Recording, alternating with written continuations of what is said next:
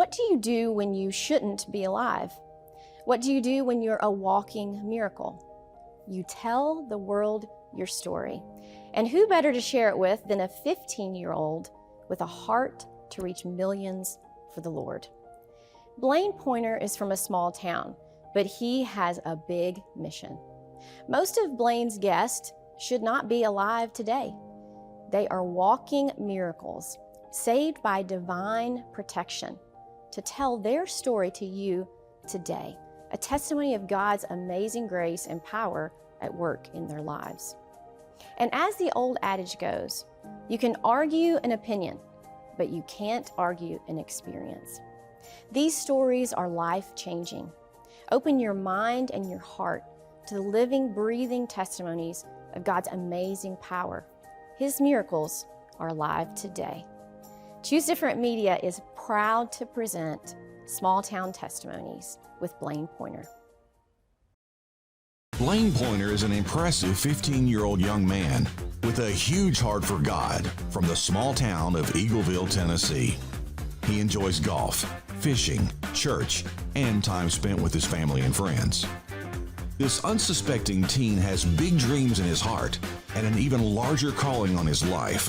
When he heard about the nationwide Bring Your Bible to School Day, Blaine's first thought was, what about the kids who don't have Bibles? He approached his pastor, and together they coordinated a Bible giveaway to ensure every child at the school who didn't own a Bible would be given one so they could participate. Blaine often shares with his mom his personal frustrations around not being able to find entertaining media that doesn't include violence, nudity, and cursing. One evening after watching the movie The Sound of Freedom, he told his mom, "I just feel like God wants me to share His good news with the much larger audience." His mom reminded him about Choose Different Media Kids TV show contest called The Shakedown. Blaine submitted the audition video with an idea for his show called Small Town Testimonies. About 2 months later, Choose Different Media and their film crew burst into Blaine's classroom and surprised him as the winner of the Shakedown contest. Blaine won the Shakedown contest for all the right reasons. We hope you enjoyed Small Town Testimonies.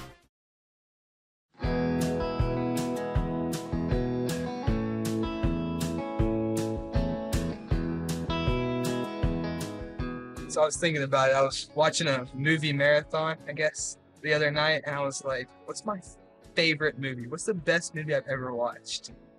And I narrowed it down to two. Talladega Nights and Napoleon Dynamite. Hey, if I had to choose out of it, I would say Talladega Nights, but mine's Shrek. Shrek. Shrek is such a good movie. Shrek Is such a good movie. Mine's probably Cars, like 3. Three? I don't know. Yeah. Yeah. 3 is the worst one. No. Cars 3. I'm a big Cars 2 guy. Yeah, I would say I'm a big Cars 2 guy. The original one's pretty good. The original? Yeah. 3 with like the new cars, right? I like this Yeah. fancy sports Yeah. car. I don't like that I one. don't know. Dude, I'm slammed for the rest of this week. Who you filming with today? Well, today I'm filming with Tristan Mooney. Oh, it's Jeremiah's dad, yeah. Yeah. I'm filming with him. He's gonna tell me a little bit about his story and growing up, and how he became the man he is today, and how he went through struggles and he faced hard times, but he realized that that's not the best thing for him, and came to God, and he found God, and he turned his life around. I didn't know that he had like a long story like that. Thought he was just like a regular person. No. He has a great story. I can't wait for y'all to hear it. It's actually like really inspiring and motivational on just how he came from who he was to who he is today. Yeah, he's great, dude. Yeah. So when does all this come out? Soon. It's coming out soon. It's gonna be great. I'm really excited to hear everything. Yeah, me too. It's all coming together. It's taken a while, but it's I'm all most coming excited together. about Tristan because I didn't think he had a story behind it. Yeah. Me neither. He came to me when I said that I was making this show. He came to me and he said, "Hey, I have a story. I want to tell you my story. It's a good one. Y'all are gonna love it." I'm really excited. Yeah. It's awesome that you're doing this too. Yeah. Thank you. Yeah, I'm just trying to make a difference, trying to spread the word of God and show people that you're not alone. Someone shares a story that you did. No matter where you are, there's always help, and you can always turn to God. That's awesome, man. Yeah. Do you look up to Tristan? Yeah, yes, for sure. Yeah, for sure I look up to him. I mean, there's a lot of ways I look up to him. First of all, he overcame a bunch of things. Like he mentioned to me, he overcame addiction, and when he was really young, his parents weren't really involved, so it was hard for him growing up. But yeah, of course I look up to him. It's great that he stopped his addiction. Yeah, it is. I know that's hard. Yeah, I can't Yeah. wait for y'all to hear his story.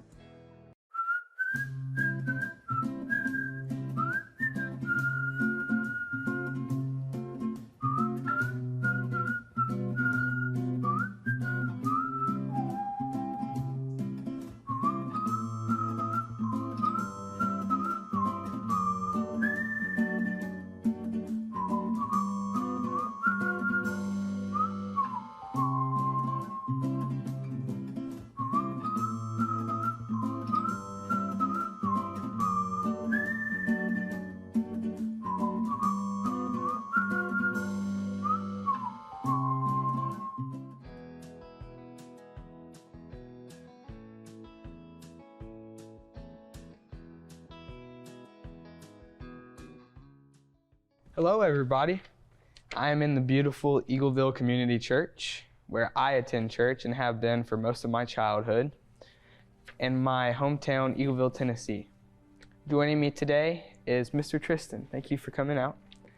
Mr. Tristan, I've actually grown up knowing him my whole life, and he has a very unique story. It's different from most kids. So let's jump right in. Tell me a little bit about your childhood. So I definitely have an unconventional childhood. It wasn't, like you said, it wasn't like most. It was extremely unstructured. There wasn't very much structure. There wasn't very much guidance. My father was non-existent in my life. To this day, I've still never met him. My mother was a prescription pill addict and alcoholic. Now, after I say that, I'll say that she had a laundry list of medical issues. So her prescriptions were all legitimate. They were all from a doctor, but it doesn't change the fact that she was still an addict. Being an addict, she was very inconsistent. So I bounced back and forth from my mom's house in Smyrna, where I grew up, to my grandparents' house. Grandparents were more of my rock. My grandmother was the fixer. She was the one that come in and fixed everything in my childhood when my mother wasn't being there and providing for me like she needed to. Young childhood was a little different than teenage years, because young childhood, my mother actually drank as well, but when I got a little older, she quit drinking. So it improved somewhat at that point. There was a lot of times in my young childhood where I wasn't sure where my next meal was going to come from. It was that level of inconsistency. When things like that would happen, my grandmother would always step in. I would go stay with her for a week or so until my mom got it together, and then it would be a continual cycle until my early adult years. Yeah, it wasn't all bad. It wasn't all bad. I had some good memories from my childhood. We spent a lot of time at the lake. We did a lot of camping. That was probably the best experiences of my childhood, was on Percy Creek Lake. Yeah. But also some of the worst, because it was nonstop partying. Okay. I went through multiple levels of abuse. There was physical abuse, sexual abuse, mental abuse, verbal. It was all the way across the board. There was times in my childhood to where, some of the worst things that I remember would be, my mother would be so far out of it that she would fall asleep in her dinner plate. We would be having spaghetti and she would literally fall asleep in her meal. Man, all the abuse and all the bad experiences created a level of untrust with my mother that most kids probably never go through in their entire life. Yeah, I can't even imagine. Honestly, I can't imagine not having the parents I have that kept me in church and that have molded me to the person that I am today. I imagine that was really very tough, especially as a kid. Did you have any type of strong guidance, or did you go to church at all? There was some guidance. There was no guidance from a father. Never had him in my life at all. Very little from mother. The most guidance that I got was from my grandparents, for sure, without a doubt. Grandfather was a military man, so everything was black and white.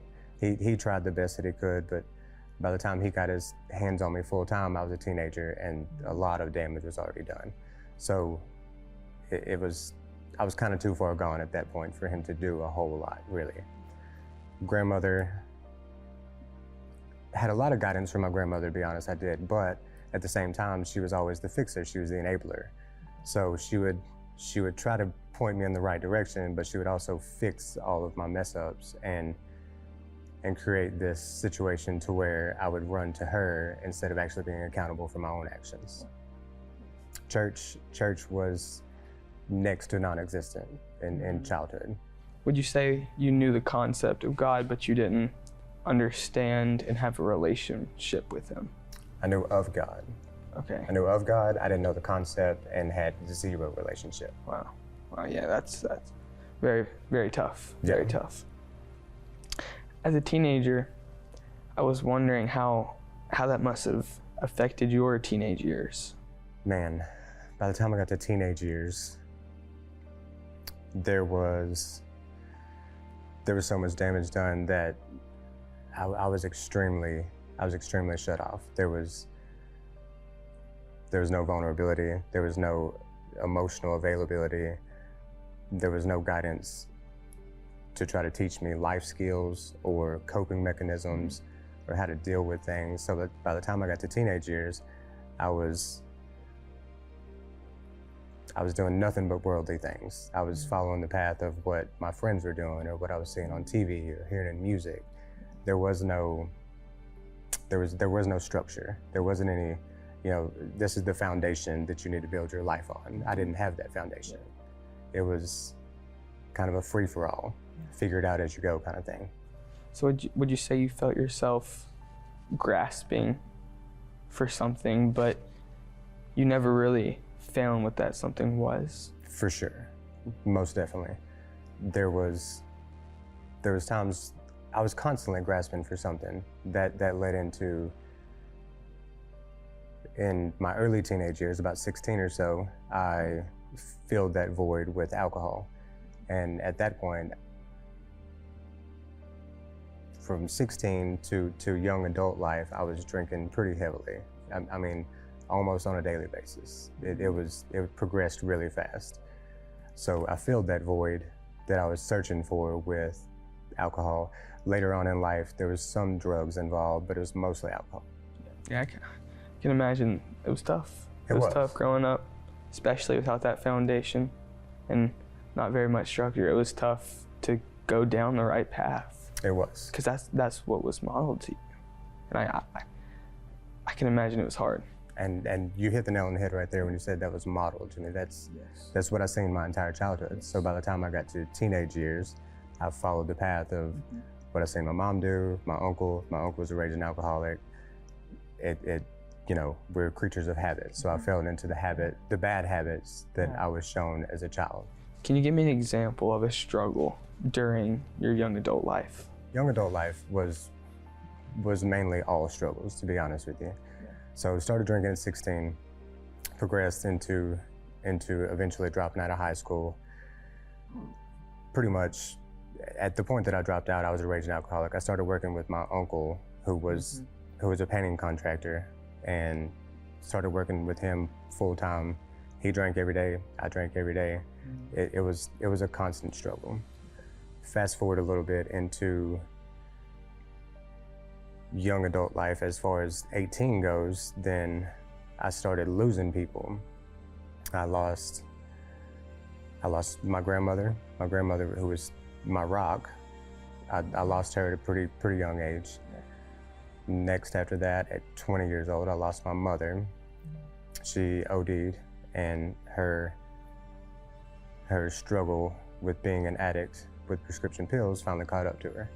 I don't think it was intentional. I don't think it was suicide per se, but it doesn't change the fact that she OD'd. So with the very dysfunctional childhood and then young adult life, started losing people that were your entire, they were everything. It may have been bad, it may have been dysfunctional, but it's all I had. And then started losing them, and at that point, young adult life turned into a spiral of very negative outlooks on life. You mentioned your sister. Mm-hmm. Could you tell me more about what happened with her? So when my mother passed away, me and my wife, now, she wasn't my wife then, but my wife now, got custody of my little sister. That was the beginning stages of me kind of realizing that what I was doing and how I was living wasn't necessarily the best way to go about it. Because it wasn't just me anymore. I now have, she was 6 years old, so I now have this 6-year-old little girl looking up to me. So that was the beginning of me figuring out, like, hey, maybe I need to reevaluate these things. If you could go back to your childhood, your teenage years, your young adult life, and you could change all of those experiences, or even just one of the experiences, would you? I would not change the experiences that I went through. I would probably change some of the experience that I personally did myself. But as far as my childhood and the things that I had to go through as a young adult, I don't really think I would, because it made me who I am today. Yeah. It made me the father that I am today. It made me the man that I am today. So no, I don't think I would. Yeah. Molded you. It molded me. Do you feel that it gave you a stronger relationship with God? Eventually. Well, that's all that time we have for right now. But we can pick this up in the next segment. I really appreciate it. Yep.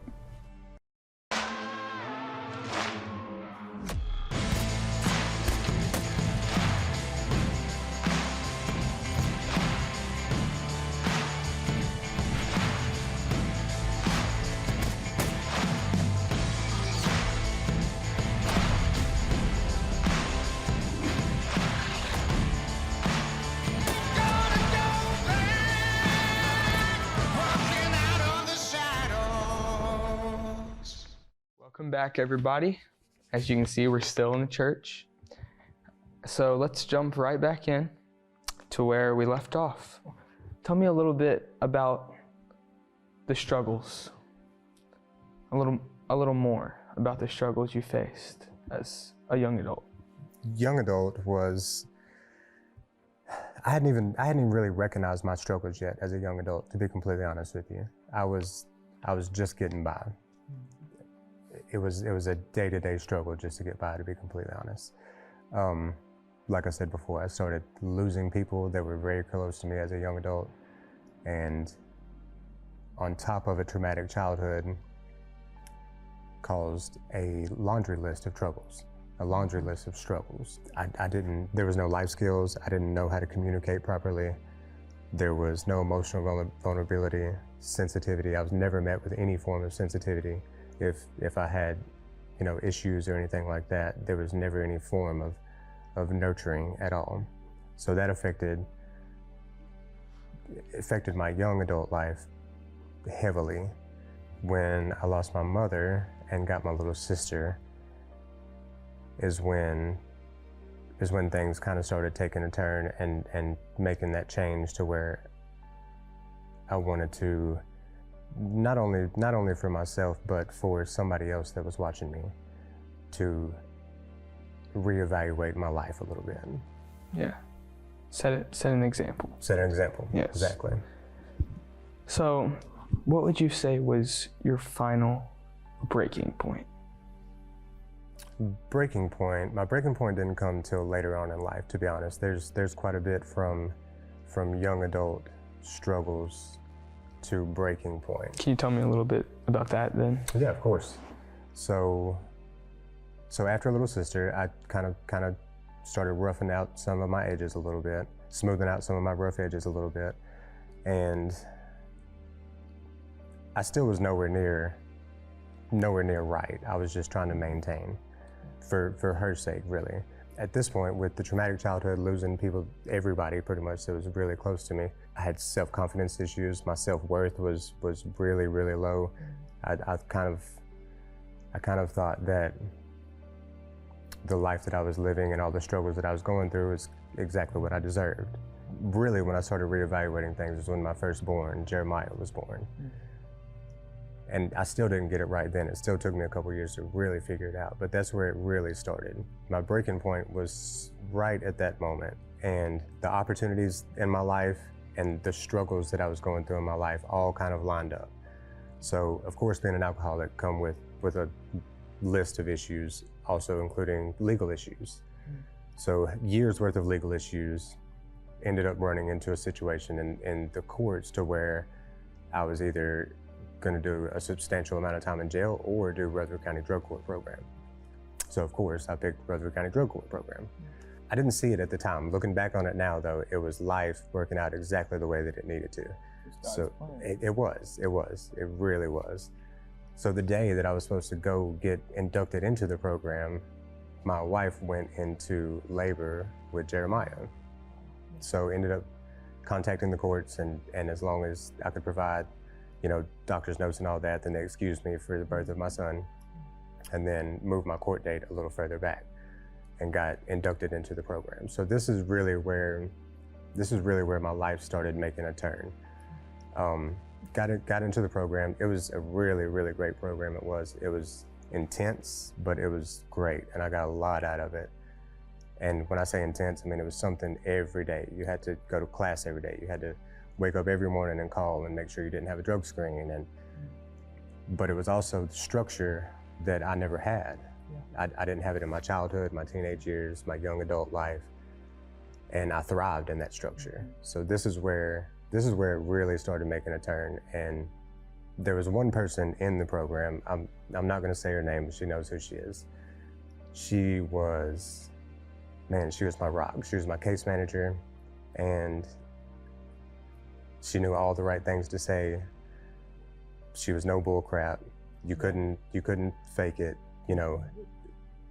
And she could also relate to people that were in the program because she had substance abuse issues herself. So it's not like you were talking to somebody that couldn't relate to you at all. The program was great, but she was the one that really made a change in me. I'm not gonna lie.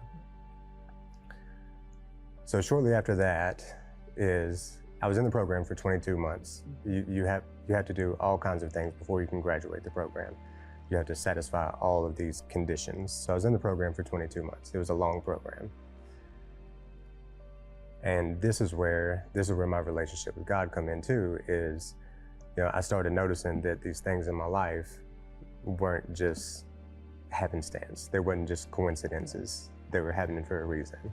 And it all led me up into, we joined Fellowship Church out on 99, and religiously, faithfully, didn't miss a day for years. I mean, it was, and my case manager also, she was very, very religious, and she also helped point me in that direction as well. She had a very strong relationship with God. Would you say that she was an angel? Would you say that in a sense, that she took you from where you were Mm-hmm. and pointed you in that direction and introduced you to God? To me? Yes. Yes. But she is super humble, and she will not look at it that way. Yeah. But to me, most certainly. Most certainly. I sent her a message not long ago and say that the work that she does, she's still actively involved to this day. The work that she does is almost like washing feet to me. Yeah. She's phenomenal. Yeah. I want to know more about how God was involved in your recovery. At first, in the beginning of the recovery, so going back to the self-confidence and the self-worth issues, beginning of my recovery, I learned early on that you could use external motivations if you didn't have that internal motivation. So I had very little internal motivation from traumatic childhood, all of the deeds that I've done over the years that I felt bad about. My firstborn, Jeremiah, was my external motivation. He is what I used in the beginning to get me to that next step. So in the beginning of this, he wasn't necessarily super active. It come a little bit later. And don't get me wrong, he was there. I just wasn't acknowledging it at that point. It was a little bit of a process. It took me a little bit to get to actually open my eyes and see what was going on. God's always there. Right. So even with Jeremiah, in the sense that you named him Jeremiah after the book of the Bible, Right. Jeremiah, he was a gift from God who helped you Yes. become who you are today. Yes. Without a doubt. Well, how do you see God in your life now? Where is he in your life now? I see God in my life everywhere. He's everywhere. He's in my life. He's in my business. He is in my role as a father. He plays such a crucial role in my life now that I never even would have thought as a child, young adult. It was, what's the word I'm looking for? Foreign to me back then. And I can see it even in small things that happen in life. Yeah. Do you have some final words that you would like to say to someone at home who went through the same thing that you went through, or is going through the same thing that you went through? My final words to anybody out there that's struggling with any type of alcoholism, substance abuse, trauma, you can be whole again. Whether you feel like that isn't possible, it is. It is. And there is that whole person there waiting on you. You just have to reach out and grab a hold of it. Wow, that's amazing. Well, thank you for coming on and sharing your story. I really appreciate it. Absolutely, Blaine.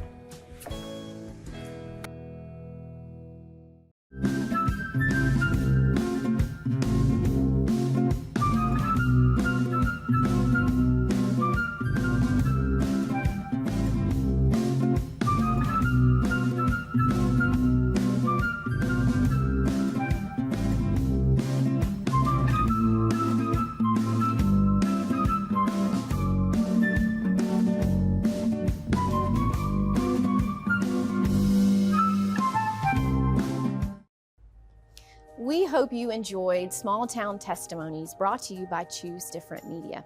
If you're passionate about good, clean, uplifting media that honors God, we would love for you to join our community of supporters. We like to call them Hope Warriors. Visit choosedifferent.org to become a Hope Warrior today. Just $10 a month can make a huge eternal impact for the kingdom.